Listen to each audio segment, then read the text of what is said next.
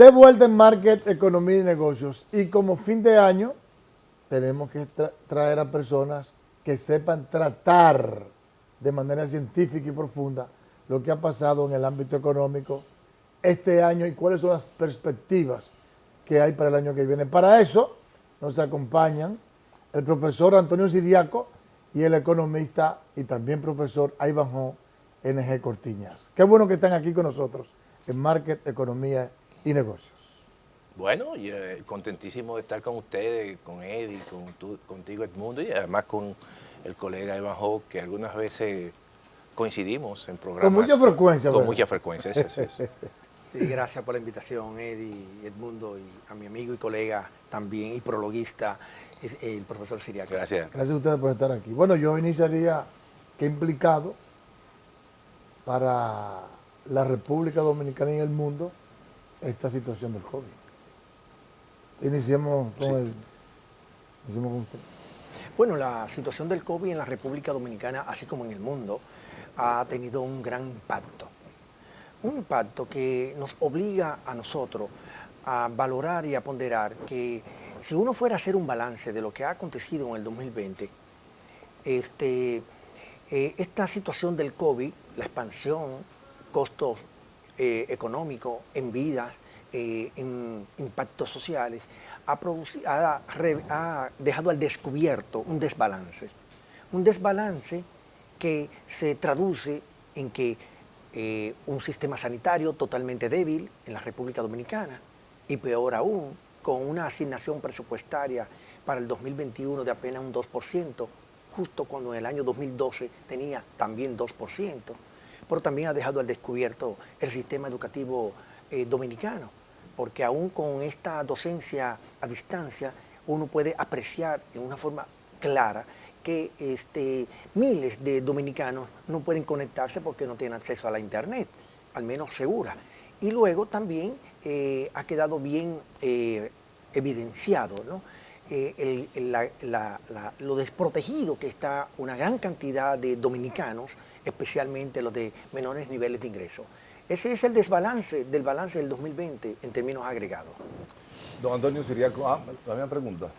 Bueno, No, yo quiero salirme un poquito y actualizarme un poquito más con relación a la medida del presidente de la República en el día de ayer que se está aplicando a partir de ahora. ¿Cómo va a afectar eso la economía dominicana? Porque este cierre es superior al cierre inicial que prácticamente paralizó mucha de la actividad económica del país. ¿Cómo tú crees que va a afectar este nuevo cierre la economía dominicana, que es frágil naturalmente ante esta pandemia? Mira, yo pienso que eso obviamente que va a ralentizar mucho más la actividad económica. Las proyecciones que había ya incluso los organismos nacionales como el Banco Central, que había dicho que la economía posiblemente el próximo año iba a crecer un 6%. El Ministerio de Economía quizás fue un tanto más realista, un 4%. Todo eso evidentemente será afectado. Porque, oye, cuando tú ves la magnitud de las medidas y del cierre, es sumamente radical. Estamos hablando que una cantidad importante de actividades que se realizan a partir de la noche y parte de la tarde van a estar cerradas. Y eso implica que más personas quedarán todavía en el desempleo. El momento más álgido de este proceso de la pandemia, que fue en el mes de abril, cuando en realidad la economía cayó menos 30% y se fueron al paro, a la desocupación, 750,000 trabajadores. Y que poco a poco la economía venía reactivándose y el último informe del Banco Central en el mes de noviembre indica que la economía prácticamente el crecimiento fue de menos 3% y algo, ¿no? Sin embargo, yo creo que todo esto prácticamente se revierte y se va a prolongar para los primeros 3 meses del próximo año. Por lo tanto, todas las proyecciones que se han hecho de crecimiento, de reapertura para el año 2021 quedarán afectadas. Y esto es así, yo creo que la situación que ha generado el coronavirus, cuya solución está precisamente en el ámbito sanitario y no en el ámbito de la economía, es lo que ha venido presentando situaciones de avances y retrocesos en todo el mundo. Por lo tanto, hay que ser muy cauto, hay que ser muy prudente con los pronósticos de mejoramiento de la economía. Ahora, yo lo que creo que el gobierno estaría apostando a todo un proceso masivo de vacunación, que por lo menos ya se comenzó en los países desarrollados, en Estados Unidos, y evidentemente en la República Dominicana eso está pautado para el mes de marzo. Sin embargo, por ahí vendría otra guerrita con respecto al uso de la vacuna y a sus efectos, pero eso no es quizá cuestión de este programa, pero sí tendrá un impacto en la economía. ¿Cuánto proyectan ustedes que finalmente será la caída de la economía en este año? Mira, las primeras estimaciones que yo estuve haciendo en torno a la caída del PIB para la República Dominicana rondaba el 6% o el menos 6%, como lo han también realizado algunos organismos internacionales, particularmente el Fondo Monetario Internacional. Sin embargo, al conocer ayer el último informe del Banco Central respecto al IMAE de noviembre, que aunque muestra una ligera recuperación, una continuación de la recuperación, pero aún en números negativos, con algo más del menos 3%, me lleva a mí a pensar que la contracción económica para este 2020 superará el menos 6%.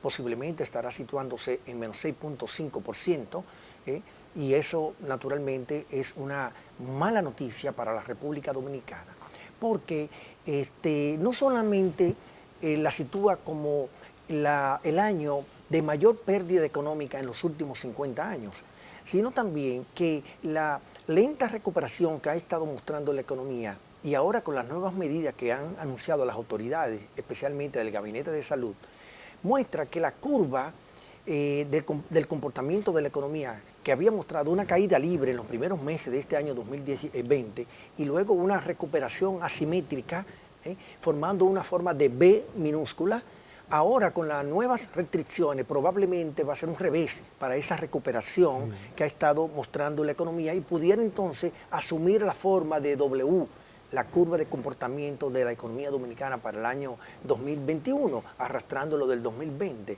Por lo tanto, yo no soy tan optimista en cuanto a la recuperación económica del 2021. Todo va a depender de cómo siga comportándose la pandemia en el mundo. Muchos analistas pensaban que para esta época ya el COVID iba a estar mucho más controlado y resulta que ha tenido un repunte y algunos hablan de una nueva ola, una segunda, una tercera ola de la expansión del COVID y naturalmente eso tiene una repercusión importante en la economía dominicana, particularmente por ejemplo el caso del turismo, que en el año 2019 ingresaron al país más de 6.5 millones de turistas y para este año en el mejor de los casos llegará a 2 millones. Con la situación que está viviendo Europa y ahora en los Estados Unidos, que el principal epidemiólogo ha dicho que está en la economía norteamericana y todo el territorio de los Estados Unidos, el COVID está descontrolado, pues obviamente esos son los emisarios principales de turismo. Y si eso se mantiene para los próximos meses, aún con vacuna, pues obviamente el turismo seguirá siendo muy afectado en la República Dominicana y con ello otros sectores de la economía. Por lo tanto, para el año 2020 yo pienso que es un año perdido para la economía dominicana, al menos en términos económicos. Y el 2021 debería ser el año de la recuperación económica. Pero uno no está seguro si el gobierno va a establecer toda una estrategia de políticas públicas que conduzcan a una recuperación económica. Si yo hubiese sido el presidente o bien su asesor, le recomendaría que declare el año 2021 como el año de la recuperación económica. La economía dominicana está catalogada como una de las más abiertas, por lo menos del área. En consecuencia, necesita que la economía internacional se reactive. ¿Qué ha pasado este año a nivel internacional y qué proyecciones tienen ustedes de cómo se va a recuperar la economía internacional para impactar de manera positiva o negativa a la dominicana? Mira, la economía dominicana es una economía, hay que decirlo, muy diversa. y eso le da una capacidad de resiliencia importante, ¿no? Yo creo que en ese sentido, al margen de su tamaño, sin embargo, cuando tú observas los diferentes sectores, tiene una minería importante, tiene un sector agropecuario que hasta ahora satisface la demanda interna y además tiene un sector de servicio turístico que es importante. Sin embargo, cuando uno, y digo esto porque hay sectores que generalmente pueden establecer compensaciones y hacer que toda la caída de la economía se contenga. Por eso es, como decía Ivanhoe, la economía dominicana terminará con un crecimiento este año negativo de menos 6.5, ¿verdad? En la horquilla de menos 6, menos 6.5. Pero cuando tú ves el resto de los países de América Latina, hay economías evidentemente mucho más grandes que la economía dominicana que van a tener caída hasta de menos 10%, menos 9%. El caso, por ejemplo, de Brasil, o el caso de México, o el caso de Argentina, que son las 3 economías más grandes. Y el promedio de América Latina de crecimiento va a estar cercano casi al menos 10%. Por lo tanto, eso ubica a la República Dominicana en un grupo de economías que menos van a caer.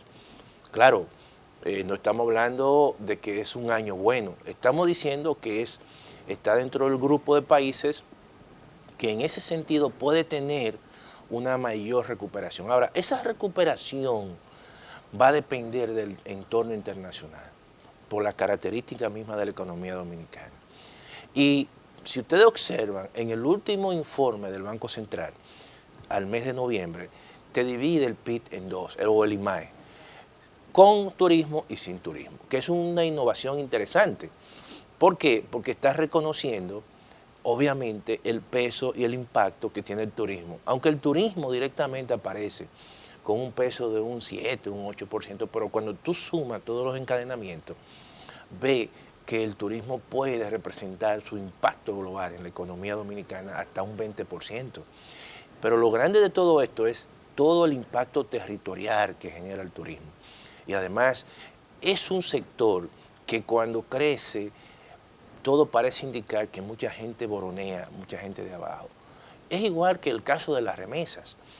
Por lo tanto, esos dos elementos van a estar muy supeditados a la reactivación de la economía norteamericana, a cómo la economía norteamericana, con esta nueva configuración y arquitectura política y esta división que hay en los Estados Unidos, cómo esa situación pueda jalar lo más rápido posible el crecimiento de los Estados Unidos. En el caso de Europa, que Europa ha venido con situaciones de rebrote, situaciones obviamente de avances y retrocesos, sin embargo, obviamente que es una economía mucho más lenta. El caso de China, que quizás el ciclo de la economía dominicana no está muy supeditado al de China, pero no así el de los países, por ejemplo, de América del Sur. El principal socio comercial de China es Brasil, que es el país más grande de América Latina, y además el caso de Argentina, el caso de Venezuela. Entonces, ese entorno internacional global va a determinar qué tan rápido va a ser la reactivación de la economía dominicana y de un sector tan importante como el sector turismo. Por lo tanto, yo creo que este es un año perdido, evidentemente, no para la República Dominicana, sino para el mundo, y el próximo año todo va a estar supeditado a dos cosas: al proceso rápido de vacunación, que en cierta manera pueda generar cierta certidumbre en función de su efectividad, y también al proceso de reapertura de las economías y básicamente de aquellos mercados de donde proceden los turistas y hacia donde van nuestras exportaciones. Esos son dos elementos que van a determinar la rápida o no reactivación de la economía el próximo año. Profesor Ivanhoe, en la Agenda de Desarrollo Nacional de República Dominicana teníamos pendiente dos grandes pactos, el eléctrico y la reforma fiscal integral. El gobierno del presidente Danilo Medina no lo hizo a pesar de que estaban las condiciones dadas. Ante esta nueva situación, el gobierno ha mostrado, el nuevo gobierno, de que hay que hacerlo.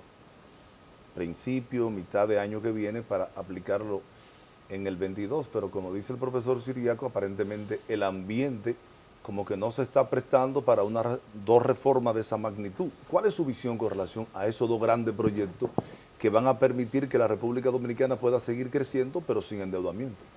Mira, en primer lugar, lamentarme por el hecho de que el gobierno anterior desaprovechó la oportunidad de iniciar, como ellos lo habían anunciado en el año 2016, la discusión del pacto fiscal en una coyuntura, en un momento en la que la economía y el mundo se estaban desenvolviendo en forma normal, sin ninguna amenaza de crisis, ni de orden sanitaria, ni de orden internacional, ni de orden local. Ahora, por el contrario, estamos en una situación totalmente adversa en el plano nacional y en el plano internacional. Las condiciones no son las mismas para empujar un pacto fiscal, aun sea un mandato de ley. A mí me parece interesante que se acaricie la idea de promover un pacto fiscal. Pero ese pacto fiscal primero tiene que medir muy bien el momento que vive el mundo, que vive la coyuntura. Porque está muy claro, muy claramente definido entre nosotros los economistas, que el multiplicador del ingreso o el multiplicador impositivo tiene un impacto negativo en la economía en forma adversa cuando usted lo aumenta. Y cuando usted lo reduce, los impuestos, tiene un impacto positivo expansivo hacia la economía. Por lo tanto, es un elemento a considerar. Luego, yo pienso que de promoverse el pacto fiscal, al menos 4 elementos hay que poner sobre la mesa y establecerlo claramente. En primer lugar, una metodología de carácter inclusiva, en la que nadie se quede fuera de una aspiración como esa, aun sea un mandato de ley. En segundo lugar, ver cuál es la capacidad, cuál es el potencial que tiene el pacto fiscal para aumentar los ingresos en la República Dominicana. ¿Hacia dónde se va a abordar el tema de aumentar los ingresos corrientes? ¿Hacia el lado del gasto tributario? ¿Hacia el lado de la evasión? ¿Hacia el lado de la elusión fiscal? ¿O hacia los 3 lados? Si uno aprecia algunas señales que ha dado el gobierno que parecen contradictorias sobre ese aspecto, porque usted encuentra, por un lado, que se promulga la ley de competitividad. Por esa ley de competitividad establece una exención, una ampliación de la exención impositiva por 15 años. Y resulta y viene a ser que todo lo que tenga que ver con materia impositiva debería dejarse reservado para un pacto fiscal. Pero por otro lado, usted encuentra que recientemente se promulgó la ley de la alianza público y privada. Y ahí se establece muy claramente la exención del ITEBI, ¿no?, para las empresas que se acojan a esa ley. Por lo tanto, estaría aumentando el gasto tributario. Un gasto tributario que muchos aspiramos, ¿no?, a que sea reducido. Como puede ver, entonces, hay una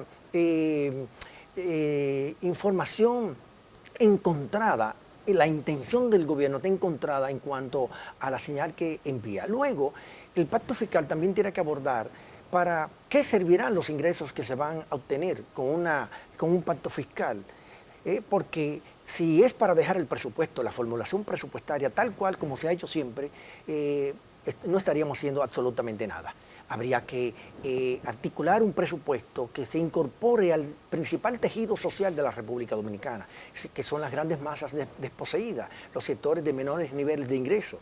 Pero por otro lado también analizar la parte de la capacidad distributiva de la reforma tributaria, para que esta no sea que afecte, ¿no?, en forma severa a los sectores de menores niveles de ingresos. Y al mismo tiempo, ¿qué hacer con esos recursos? Si destinarlo al gasto corriente, o si seguirlo destinando, o si seguir destinándolo al gasto corriente, o destinarlo más al gasto de capital, ¿no? Y como está contemplado en el presupuesto del 2021, el gobierno como que no envía señales de que hay un cambio de visión en torno al manejo de la formulación presupuestaria, porque estamos teniendo una composición económica del gasto público de un 85% de gasto corriente y 15% de gasto de capital desde hace casi una década. Entonces la señal no queda clara de que de qué serviría el pacto fiscal. Porque el pacto fiscal también, otro elemento que hay que ponerlo sobre la mesa, es que debe servir para garantizar el crecimiento económico, pero al mismo tiempo la estabilidad. Bien, vamos a una pausa y a la vuelta seguimos con este tema.